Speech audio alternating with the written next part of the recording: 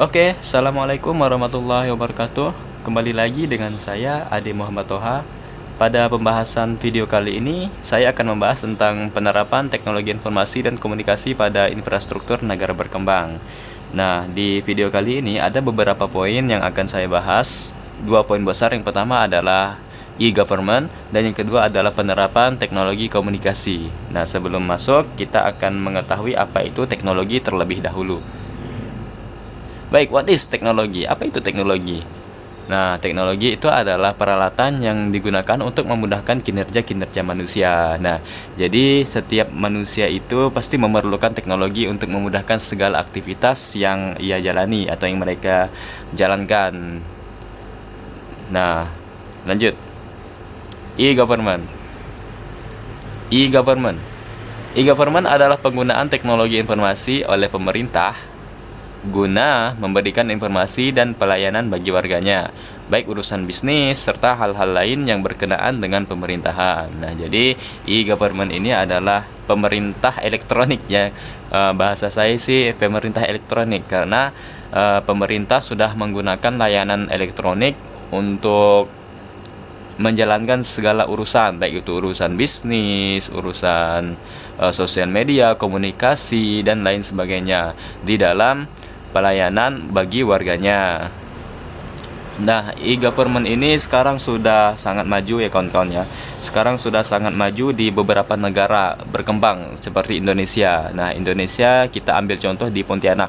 Di Pontianak itu ada e-government yang salah satunya adalah Pontianak Smart City. Nah, Pontianak Smart City itu adalah salah satu contoh aplikasi dari pembuatan e-government yang dimana dari Pontianak Smart City itu banyak sekali menampilkan informasi-informasi seputar yang ada di kota Pontianak, entah itu infrastruktur, kejadian-kejadian yang telah terjadi, baik itu yang lama maupun itu yang baru. Nah, itu adalah salah satu contoh e-government.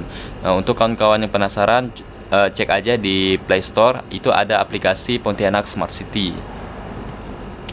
Lalu apa sih pentingnya e-government? Nah, di sini ada 3 poin. Yang pertama, mendorong pemerintahan yang responsif terhadap kebutuhan dan aspirasi masyarakat. Nah, jadi e-government ini sebagai media untuk mempermudah masyarakat menyampaikan aspirasinya kepada pemerintahan, baik itu aspirasi yang berupa berskala besar maupun berskala kecil. Poin yang kedua adalah mendorong sisi pemanfaatan dari keterbukaan informasi. Nah, dulunya pada zaman dahulu kan informasi itu sangat medianya sangat sempit ya, sangat susah untuk didapatkan media informasi. Nah, untuk zaman sekarang informasi itu sudah sangat mudah dan cepat kita dapatkan melalui media-media teknologi yang sekarang sudah berkembang dari zaman ke zaman, yang sudah semakin canggih. Jadi untuk mendapatkan informasi itu lebih mudah dan lebih efektif. Yang ketiga adalah mendorong tingkat partisipasi publik di dalam sistem penyelenggaraan pemerintahan. Oke, kita lanjutkan. Nah, poin kedua adalah teknologi komunikasi. Teknologi komunikasi ini sudah sangat tidak asing bagi kita ya kawan-kawan. Artinya kita pasti memiliki teknologi yang digunakan untuk berkomunikasi. Contohnya adalah gadget. Nah, saya rasa dan saya yakin semua dari kita yang umurnya udah melebihi 17 tahun itu pasti mempunyai gadget. Nggak mungkin nggak mempunyai gadget. Paling tidak HP yang biasa lah, walaupun bukan Android nih kawan-kawan. Oke, langsung saja kita lanjut. Nah, salah satu faktor utama yang membedakan tingkat pertumbuhan ekonomi antar negara adalah perkembangan teknologi. Nah, ini adalah poin yang paling penting ya. Perkembangan teknologi itu sangat mempengaruhi kawan-kawan. Sangat mempengaruhi perkembangan suatu negara. Nah, kita lihat contoh di negara maju seperti Jepang. Nah, Jepang itu sangat menomorsatukan perkembangan teknologi mereka guna untuk memperkenalkan produk-produk yang bisa mengangkat nama negara mereka. Nah, artinya teknologi ini sangat penting karena tanpa teknologi negara itu tidak akan bisa dipandang sebagai negara maju. Contohnya Jepang dan Korea. Nah, Korea juga memiliki teknologi yang sangat luar biasa yang hampir-hampir sama menyaingi negara Jepang. Lalu teknologi yang saat ini sedang berkembang pesat adalah teknologi informasi dan komunikasi. Ya, sangat betul karena teknologi informasi dan komunikasi ini sangat dibutuhkan oleh manusia di muka bumi. TIK merupakan teknologi pengolahan dan penyebaran data menggunakan perangkat keras yang dalam kurung adalah hardware dan perangkat lunak atau software. TIK telah menjadi fasilitas utama bagi masyarakat atau bagi berbagai kegiatan sektor kehidupan, di mana memberikan andil besar terhadap perubahan-perubahan yang mendasar pada struktur operasi dan manajemen organisasi, pendidikan, transportasi, kesehatan maupun penelitian. Nah, kesimpulan yang dapat saya ambil dari definisi dari teknologi serta manfaatnya ini adalah bahwa apapun operasi yang dilakukan dalam suatu negara, baik itu manajemen organisasi, pendidikan, transportasi, kesehatan maupun penelitian, semua membutuhkan teknologi guna mempercepat dan memperakurat kinerja dari mereka tersebut. Baik, kita lanjutkan. Nah, penerapan TIK dalam infrastruktur negara berkembang. Ini adalah poin utamanya ya kawan-kawan ya. Baik. Penggunaan teknologi informasi dan komunikasi dinilai berjalan efektif pada negara-negara berkembang yang mencoba mengadopsi sistem teknologi ini. Pengabdosian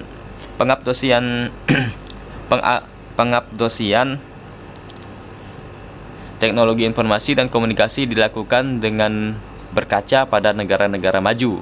Nah, seperti yang telah saya bilang tadi, kita mengaca pada negara maju teknologinya seperti Jepang dan Korea.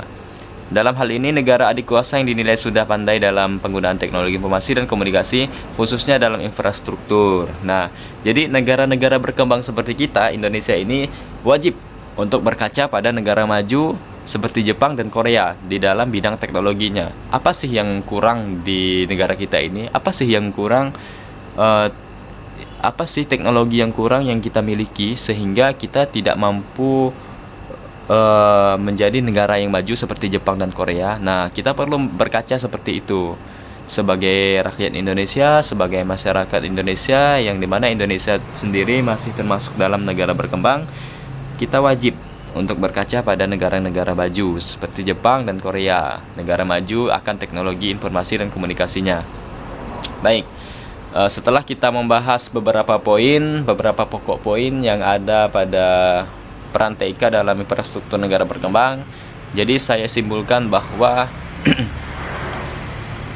pertumbuhan suatu ekonomi merupakan indikator yang sangat penting guna mengetahui dan mengevaluasi pembangunan suatu negara, khususnya dalam bidang ekonomi. Pertumbuhan ekonomi akan menunjukkan sejauh mana kinerja pemerintah pada berbagai sektor ekonomi dalam menghasilkan nilai tambah atau pendapatan masyarakat pada suatu periode tertentu. Pertumbuhan yang positif menunjukkan adanya peningkatan kinerja perekonomian, dan sebaliknya bila negatif berarti menunjukkan adanya penurunan kinerja perekonomian. Pada saat ini, pola pertumbuhan ekonomi yang beragam sangat umum ditemukan di berbagai negara. Berbagai macam pendapat telah dikemukakan untuk menganalisa faktor-faktor penyebab perbedaan pertumbuhan ekonomi tersebut. Pada tahun 2000, Todaro menjelaskan 3 komponen utama yang dapat mempengaruhi pertumbuhan ekonomi, yaitu yang pertama, akumulasi barang modal, meliputi semua bentuk atau jenis investasi baru yang ditanamkan pada tanah, peralatan fisik, dan modal manusia. Yang kedua adalah pertumbuhan penduduk, yang selanjutnya akan menambah jumlah angkatan kerja. Yang ketiga, kemajuan teknologi. Kemajuan teknologi dapat terjadi karena ditemukannya cara-cara baru atau perbaikan atas cara-cara lama dalam menangani suatu pekerjaan. Nah, artinya pertumbuhan ekonomi itu menjadi lambang atau menjadi simbol dari kemajuan suatu negara. Apabila ekonomi negara itu meningkat, bahwa menunjukkan negara tersebut mengalami peningkatan kemajuan. Dan apabila sebaliknya, berarti menunjukkan adanya penurunan kinerja perekonomian pemerintahan di suatu negara tersebut. Baik, hanya ini yang dapat saya sampaikan. Kurang lebihnya saya mohon maaf atas penjelasan saya yang mungkin tidak bisa kawan-kawan mengerti dengan jelas dan dengan seksama. Saya akhiri. Wassalamualaikum warahmatullahi wabarakatuh.